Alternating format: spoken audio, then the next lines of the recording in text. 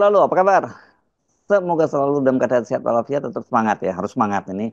Dunia persilatan makin menarik ini. Bung Rocky, ini penobatan Jokowi oleh OCCRP. Ini sebagai salah satu pemimpin terkorup di dunia ini rupanya benar-benar membuat Jokowi dan para pemujanya itu panik, dan kemudian sekarang para buzzer dan pembelanya mencoba mendowngrade OCCRP. Ini bahkan yang saya terkejut, ketua PBNU ya, sekelas ketua PBNU ya, ya Stakuf pun ikut-ikutan mempertanyakan dan menilai sebuah OCCRP ini sebagai lembaga yang tidak kredibel. Dan katanya kalau di Belanda banyak lembaga-lembaga semacam itu. Karena itu ya hasilnya juga tidak kredibel. Terlihat makin konyol argumen dari para pendukung Jokowi tentang keputusan dari OCCRP itu tuh. Mereka boleh mempersoalkan bahwa OCCRP tidak punya data tentang keputusan pengadilan yang menghukum Jokowi. Lah justru dengan temuan-temuan OCCRP itu dimungkinkan suatu waktu nanti Jokowi diadili. Kan begitu cara berpikirnya kan. Jadi tidak mungkin ketika Pak Jokowi memerintah lalu ada keputusan pengadilan menuduh Jokowi itu korupsi. Itu konyol cara berpikirnya tuh. Jadi ketika beliau sudah lengser, maka ada kesempatan untuk mengingat kembali laporan dari Ubaidillah Badrun. Dr. Ubed melaporkan kasus gratifikasi, kasus pencucian uang yang tidak pernah diproses di KPK tuh. Orang akan mengingat bagaimana Jokowi menipu publik, pemerintahannya menipu publik dengan mengatakan bahwa tidak ada Indonesia mengekspor nikel ke Cina itu dalam bentuk barang mentah. Dan Cina bilang ada, itu 5 juta ton justru. Itu kan semacam manipulasi itu. Dan itu yang kita sebut sebagai korupsi. Kemana kalau begitu uang hasil ekspor itu? Dan kita tahu bahwa Presiden Jokowi memanipulasi konstitusi untuk meloloskan Gibran tuh. Semua itu adalah definisi tentang korupsi. Anda cari aja di ChatGPT dan akan dijawab oleh ChatGPT. Dan semua yang kita maksud dengan korupsi itu didokumentasikan dengan baik di dalam laporan-laporan LSM Indonesia tuh. Jadi kalau dikatakan bahwa OCCRP itu hanya melakukan survei, memang dia hanya menerima opini publik, opini rakyat Indonesia tuh, dan itu yang kemudian diputuskan untuk menaruh Presiden kita Joko Widodo di dalam 5 besar koruptor dunia itu kan. Jadi itu sebetulnya dasarnya. Kan nggak mungkin OCCRP itu datang untuk mencari data itu ke Solo, datang ke Istana Bogor untuk dapat datanya. Semua data itu ada di situ tuh, diucapkan oleh Rizal Ramli, diucapkan oleh Faisal Bahri, dua-duanya maaf udah almarhum, diucapkan oleh Ubed, diucapkan oleh BEM SI, dibongkar di bocor alus, di mana-mana data itu ada. Dan itu artinya publik punya ingatan tentang korupsi Jokowi lalu dibaca oleh sistem internasional tuh. Jadi memang begitu mekanismenya kan. Jadi itu yang menakutkan para jongos Jokowi bahwa satu saat memang mereka nggak bisa kendalikan lagi opini publik kan. Jadi kalau bocor halus masih mungkin Tempo di hack, tetapi ini OCCRP itu ada bocor beneran. Jadi bukti bahwa Jokowi korupsi, ya itu yang dilaporkan oleh OCCRP. Dari mana OCCRP dapat data itu? Ya dari data pembicaraan publik yang tidak mungkin disidangkan di Indonesia. Begitu cara berpikirnya kawan-kawan yang makin lama makin dangkal membela Jokowi. Kan itu kita mau terangkan semacam itu. Sekali lagi, fungsi-fungsi itu yang dimungkinkan dalam sistem internasional, yaitu transaksi ide itu tidak mungkin dibatasi lagi oleh sistem hukum positif kita. Nah ini tidak hanya menuduh OCCRP sebagai lembaga jadi-jadian, para pembela Jokowi ini menuduh ini sebagai lembaga bayaran, atau malah menyebutnya sebagai lembaga antek Amerika begitu ya. ini mereka ini ngomong berdasarkan kebiasaan mereka sendiri gitu ya. Jadi mereka nilai ya sama seperti yang kelakuan mereka lah kira-kira gitu ya kalau ada muncul hal-hal semacam ini. Lalu muncul investigasi OCCRP dapat dana dari mereka yang anti Indonesia itu. Ya dengan sendirinya Kan orang yang merasa bahwa Indonesia itu sedang menurun di dalam segala hal, memburuk dalam demokrasi, maka filantropis dunia membiayai berbagai macam organisasi internasional untuk menerangkan kenapa Indonesia terjebak di dalam defisit demokrasi. How democracy dies itu dihasilkan melalui penelitian panjang bahwa elit Indonesia itu koruptor semua itu. Jadi itu dasarnya kenapa kita percaya pada sistem internasional. Karena kita nggak percaya pada laporan dari dalam negeri kan.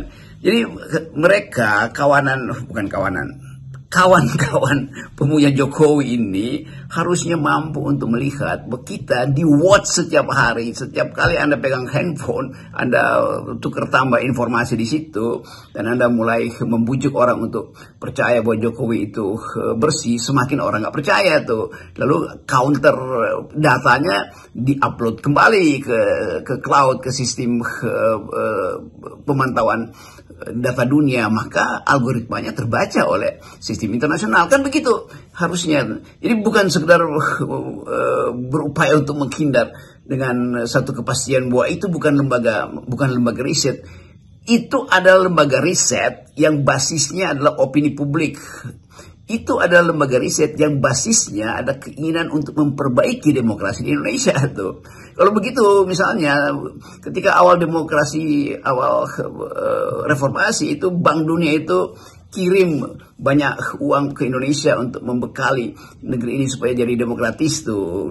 KPU dapat banyak uang, KPK dapat banyak uang, lembaga-lembaga survei di awal-awal itu harusnya tidak boleh berbisnis karena itu dana dari Bank Dunia atau dari PBB atau dari masyarakat sipil Amerika tuh. Apakah kita mesti mengatakan bahwa oke, kalau begitu reformasi kita itu dibiayai oleh asing? Begitu cara berpikirnya, kan dungu namanya kan.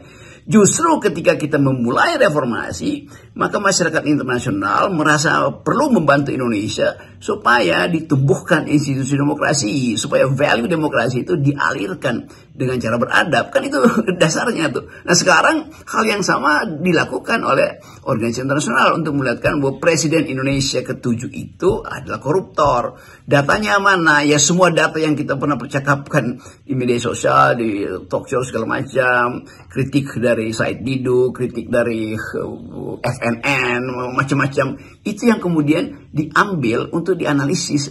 Jadi memang metodenya ya begitu. Nggak mungkin ada metode tanya langsung ke Presiden, Pak Jokowi, Anda koruptor nggak?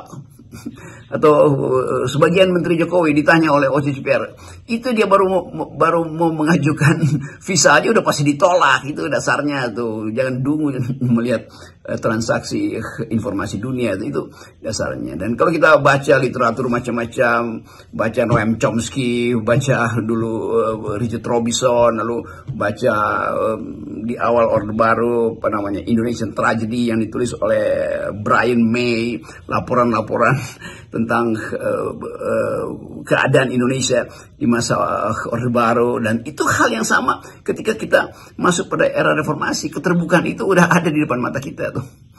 Jadi mereka yang menutup mata terhadap informasi lalu lintas informasi dunia itu namanya dungu dua kali, karena dia nggak ngerti bahwa metode untuk menghukum sebuah negara justru dimungkinkan ketika fasilitas dalam negara itu menutup akses, maka terbuka akses lainnya apa yang namanya akses sipil, dan itu yang diedarkan melalui Amnesty Internasional, Transparansi Indonesia, tuh bocor arus macam-macam lah, hal yang biasa dalam sistem pendataan publik global.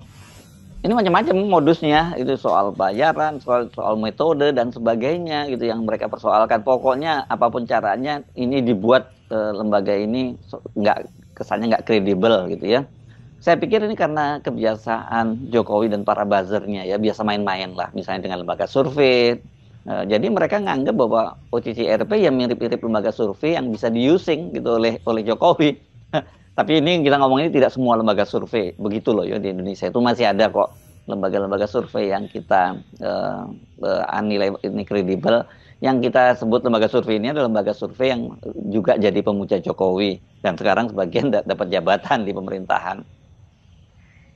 Karena membaca keresahan di Indonesia, OCCRP menerangkan kembali metodologinya tuh, bahwa itu memang bukan survei tatap muka, bukan data yang diambil dari Indonesia, tetapi kompilasi dari pengetahuan dunia tentang Indonesia melalui keprihatinan dan protes masyarakat sipil. Dan karena itu diterangkan di dalam situs OCRP. Lalu oleh buzzer-buzzer Jokowi mengaku, nah OCRP udah batalkan itu, OCCRP malu, maka mereka cabut pernyataan itu. Loh, pernyataan itu ada di situ, bahkan diterangkan lebih lanjut tentang metodologi. Begitu cara menganalisis itu. Jadi nggak ada yang hoax di situ. Yang hoax adalah mereka yang tidak ingin mengetahui asal-usul dari penelitian OCRP yang isinya adalah jurnalis independen, jurnalis investigasi itu. Lalu protes lagi, masa percaya pada jurnalis? Loh, kalau nggak percaya pada jurnalis, artinya nggak percaya pada demokrasi. Karena jurnalis itu ada pilar keempat demokrasi. Bahkan ketika semua pilar yang utama itu eksekutif, legislatif, yudikatif tidak lagi bekerja, orang percaya pada jurnalisme. Di situ cara melihatnya tuh. Jadi jangan jadi jongos kedunguan lah itu. Kalau udah dungu ya udah nggak apa-apa, tapi membaca satu fakta dan dihubungkan dengan teorisasi, diterangkan lagi dengan paradigma yang sedang diedarkan di Indonesia bahwa rejim Jokowi betul-betul buruk di dalam pemerintahannya itu. Dan bahkan PDIP yang pernah mengasuh Jokowi mengatakan dia memang buruk. Ini apalagi alasannya itu kan, yang berumah di PDIP yang kemudian dikeluarkan dari PDIP itu penanda dibaca juga oleh sistem internasional, oleh jurnalis internasional, bahwa memang Jokowi melakukan hal yang buruk. Apa itu yang buruk bagi seorang pemimpin? Ya korupsi, apalagi ya memanipulasi konstitusi, apalagi ya semua perbuatan tercela itu sudah dibaca dengan baik dalam algoritma dan dengan memastikan bahwa opini rakyat Indonesia itu harus dihormati. Tapi nanti ada bantahan, ya, tapi Pak Jokowi kan masih diterima oleh 80% likability, 80% menganggap bahwa Jokowi itu adalah putra terbaik. Ya, iya, tetapi fakta internasional mengatakan lain. Jadi boleh aja, nggak ada soal kan. Anda mau percaya mana tuh? Yang penting ada fakta. Kita hormati mereka yang menganggap bahwa Jokowi masih diterima oleh 82% rakyat Indonesia. Hasil survei dari lembaga-lembaga yang kita tahu diongkosi juga oleh Jokowi. Oke, kita anggap aja bahwa walaupun kita tahu itu palsu angkanya 82%, tetapi oke, kita anggap itu bagus. Tetapi fakta baru atau fakta tandingan juga harus kita hormati, bahwa dunia menganggap Jokowi itu adalah pemenang, kendati tidak menang pertama, tapi dinominasikan sebagai pemimpin yang buruk. Kan itu dasarnya kan. Jadi harus kita terima dua fakta itu. Tinggal kematangan kita untuk percaya. Apakah survei-survei publik itu yang kita percaya, atau tatapan mata internasional yang berjarak, yang justru tidak punya interest, itu yang kita percaya? Silahkan aja kan. Jadi pembuktian itu ada di dalam, kita sebut mengkalkulasi isu berdasarkan kepentingan. Jadi kalau pemuja Jokowi ya nggak ada soal, tapi jangan pemuja Jokowi menuntut hal yang sama dilakukan oleh CCPR. Kalau begitu yang terjadi, ya silahkan survei-surveyor yang dirawat oleh Jokowi ini bekerja sama dengan OCCRP. Kalau itu terjadi, itu artinya kalian harus mampu untuk menerangkan pada OCCRP bahwa data kalian itu tidak manipulatif. Tetapi itu tidak mungkin lagi karena OCCRP tidak percaya pada data survei Jokowi. Kan itu dasarnya. Dia lebih percaya pada pikiran dan kejujuran faktual yang diucapkan dalam bentuk protes satir oleh rakyat Indonesia. Dan itu yang kemudian menjadikan alasan kenapa Jokowi dinyatakan sebagai pemimpin terburuk. Saya pikir memang tidak terhindarkan ya Bung Rocky ini ya. Udah kita prediksi lah, bahkan setelah Jokowi lengser tuh bakal bermunculan data-data tentang kelakuan para keluarga Jokowi. Yang di depan mata dokumen Hasto yang disimpan oleh KONI di Rusia. Juga ada data yang kata KONI juga yang dipegang oleh mantan gubernur Lemhanas Andi Jayanto. Kalau ini malah tentang Iriana, istri Jokowi. Nah, ini pasti bakal rame dong ya. Ini pokoknya kalau semakin Jokowi masih terus ingin cawe-cawe, itu akan semakin banyak data bermunculan. Kita bisa prediksi seperti itu.